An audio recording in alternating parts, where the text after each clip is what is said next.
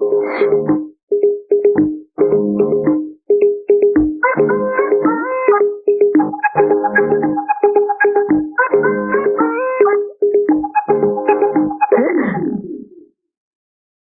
வழியுதுன்னா அசடுல வழியுது.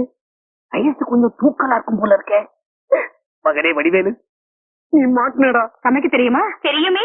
துணி எல்லாம் துவைப்பியா? நானே தான் துவைப்பேன். கணக்கெல்லாம் போடுவியா? போடுவேனே.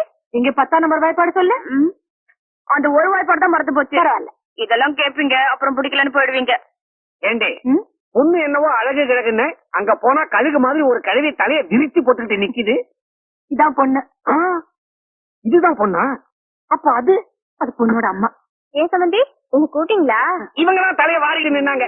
ஏங்க, நீங்க தான் பொண்ணோட அம்மாவா? பார்த்தா பொண்ணோட அக்கா மாதிரியே இருக்கீங்க.